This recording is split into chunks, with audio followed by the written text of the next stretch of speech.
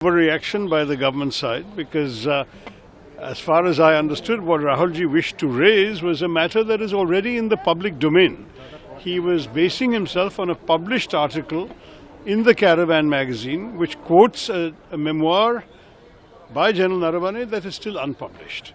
So the government, instead of objecting to the fact that the book has not been published, should have let him speak, because in any case, the magazine is publicly available. Anyone can read the same article that Rahulji has read.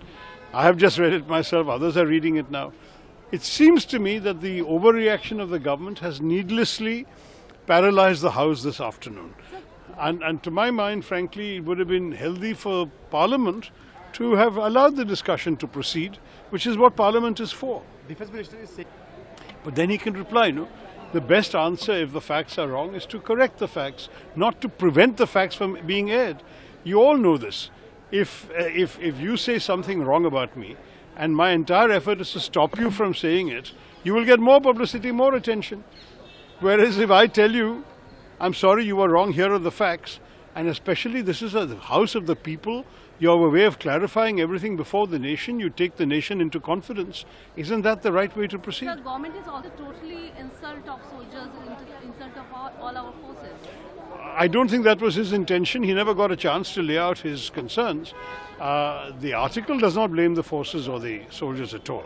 The issue is about some of the decisions that were taken or not taken by the central government.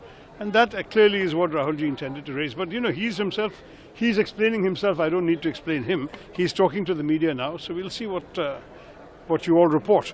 All I can say is I think the government need not have overreacted. Sir, you said that whatever Congress did during Mr. Nehru's time, will they bring back the land? Will they answer? Well, the most important thing on this issue is that what the Congress did during the Nehruji's time was to conduct debates in Parliament.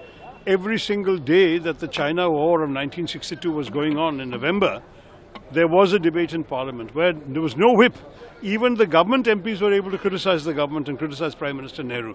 You remember that famous line when a Congress MP stood up, pointed at his bald head and said, "There is not a blade of hair growing on my head," just as Nehruji had said, "There is no blade of grass growing in Aksai Chin." He said, "Will you give this to China also?" I mean, this was the kind of debate that went on. In our Parliament, 65 war, 71 war, there were Parliament sessions going on. The Parliament was briefed. The nation was taken into confidence. Why do we have a government that is afraid of discussion? It's really a pity. I think the government should not have reacted this way. They should have encouraged a discussion, clear the air, clarify things. The entire issue on China is a matter of great concern to the entire nation. Have a full discussion on China. Foreign Affairs Minister, Defense Minister, let them all speak and let the people know what's going on. Don't have a situation where everything is being brushed under the carpet. That is not healthy for our democracy. It is not healthy for the functioning of Parliament.